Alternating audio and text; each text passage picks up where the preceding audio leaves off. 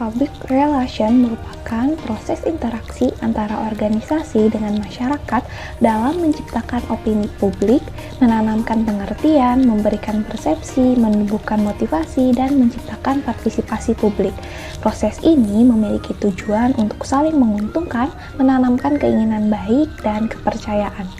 Nah, benar banget nih. Jadi, public relation juga dapat diartikan sebagai interaksi ataupun upaya untuk membangun opini publik sebagai input yang dibangun oleh dua belah pihak. Nah, public relation ini juga dapat diartikan sebagai proses profesionalisme dari organisasi dalam bidang komunikasi untuk mencapai suatu tujuan tertentu.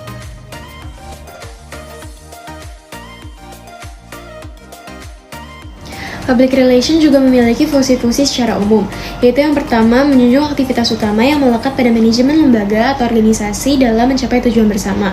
Yang kedua, membina hubungan yang harmonis antara badan atau organisasi dengan publik sebagai khalayak sasaran. Ketiga, mengidentifikasi yang menyangkut opini, persepsi, dan tanggapan masyarakat terhadap badan atau organisasi yang diwakilinya atau sebaliknya. Nah, yang keempat, melayani keinginan publiknya dan memberikan sumbangan sasaran kepada pimpinan manajemen demi untuk tujuan dan manfaat bersama.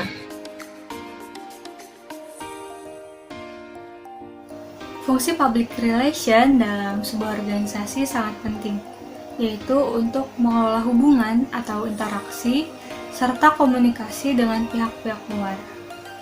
Kehadiran public relation dalam sebuah organisasi sangat diperlukan karena PR lah yang bertugas untuk menjadi perantara atau penghubung antara sebuah organisasi dengan lingkungannya. Baik, untuk selanjutnya yaitu tujuan umum dari public relation.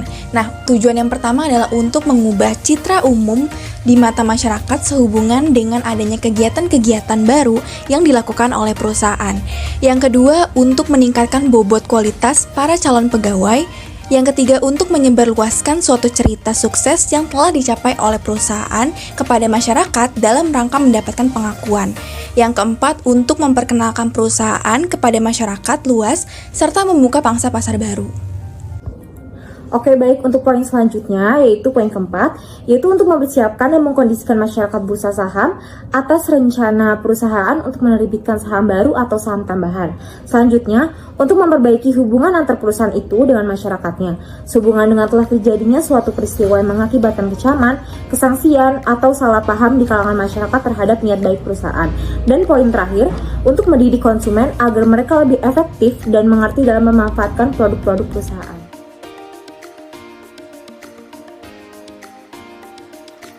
Jadi, tujuan public relation dalam organisasi itu yang pertama untuk penciptaan pemahaman publik atau public understanding. Di sini tuh public relation memahami organisasi dalam hal produk atau layanan, kegiatan, reputasi, perilaku manajemen, dan lain-lain. Nah, yang kedua itu untuk membangun serta mempertahankan reputasi positif dalam membina mempertahankan hubungan strategis dengan publik dan pemangku kepentingan lainnya. Dan itu mengarah pada citra positif di mana mencerminkan organisasi yang jujur. Yang ketiga, public relation juga bertujuan untuk dapat menciptakan, membina, serta juga memelihara sikap budi yang menyenangkan bagi lembaga atau juga organisasi di satu pihak serta juga dengan publik di lain pihak dengan komunikasi yang bisa harmonis serta timbal balik. Dan yang keempat, dapat menyebarluaskan informasi tentang aktivitas serta juga partisipasi para pimpinan organisasi di dalam kehidupan sosial sehari-hari.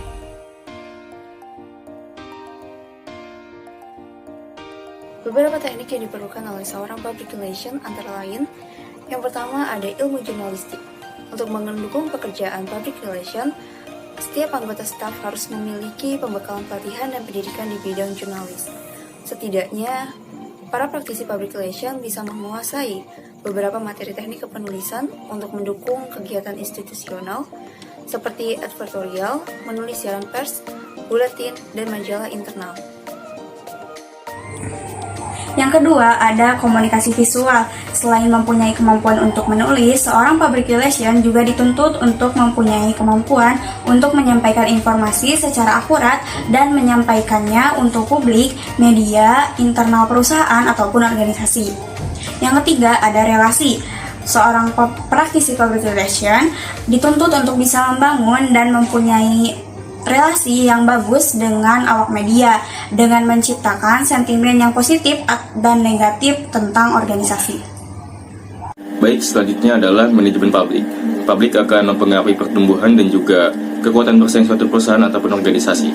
Dan oleh karena itu, kemampuan manajemen publik yang baik bisa memudahkan penetrasi bisnis ke berbagai segmen. Selanjutnya adalah interpersonal. Membangun relasi dengan pihak publik dan media pasti akan membutuhkan kemampuan interpersonal yang baik, supaya tidak terjadi ketersinggungan antara internal perusahaan dan juga pihak luar.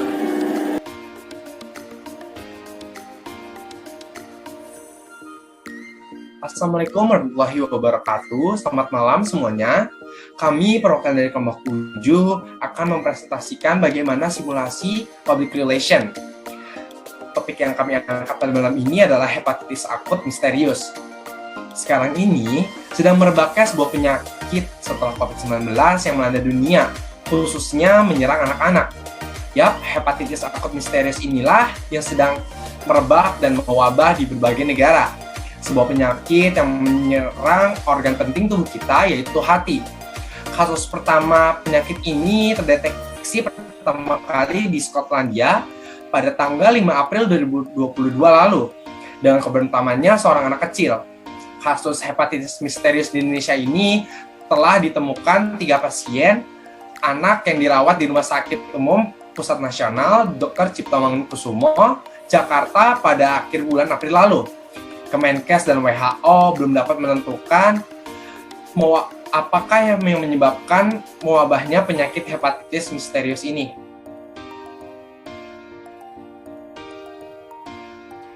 Gejala awal hepatitis akut ini itu seperti gangguan gastrointestinal, kayak sakit perut, mual, muntah, dan diare. Kemudian gejalanya berlanjut menjadi semakin parah, itu tuh gejalanya seperti air kencing berwarna pekat kayak teh, kemudian BAB berwarna putih pucat, kulit dan mata berwarna kuning, bahkan bisa sampai penurunan kesadaran. Nah, selanjutnya nih ada diagnosis hepatitis. Nah, untuk mendiagnosis hepatitis, dokter akan melakukan tanya jawab tentang gejala tersebut dan riwayat kesehatan pada pasien penyakit hepatitis. Nah, dilanjutkan dengan pemeriksaan fisik. Pada pemeriksaan fisik, dokter akan memeriksa perubahan warna, bagian putih mata atau yang biasa disebut dengan sklera, dan menekan perut bagian kanan atas. Nah, yang selanjutnya ini, dokter akan melakukan pemeriksaan lanjutan nih untuk memastikan diagnosis, yaitu yang pertama, itu ada tes fungsi hati. Nah, digunakan untuk memeriksa kadar protein atau enzim di aliran darah yang dapat menunjukkan kerusakan pada hati. Yang kedua, ada tes antibodi virus hepatitis. Nah, ini tuh digunakan untuk mengetahui nih jenis antibodi virus hepatitis dalam darah dan menentukan apakah hepatitis bersifat akut atau kronis. Nah, selanjutnya ada USG perut. Nah, digunakan untuk mengetahui jenis kelainan pada organ hati seperti kerusakan hati, pembesaran hati, ataupun tumor hati. Nah, yang terakhir itu ada biopsi hati, digunakan untuk menentukan penyebab kerusakan di jaringan hati. Nah, berikut adalah diagnosis hepatitis. Nah, selanjutnya ada hal yang bisa dilakukan untuk mencegah hepatitis akut pada anak. Kebersihan diri dan lingkungan berperan penting dalam mencegah infeksi hepatitis akut pada anak. Yang pertama, rutin cuci tangan pakai sabun. Yang kedua, masak makanan hingga matang. Yang ketiga, hindari kontak dengan orang sakit. Yang keempat, terapkan etika batuk dan disiplin prokes COVID-19 seperti pakai masker serta jaga jarak.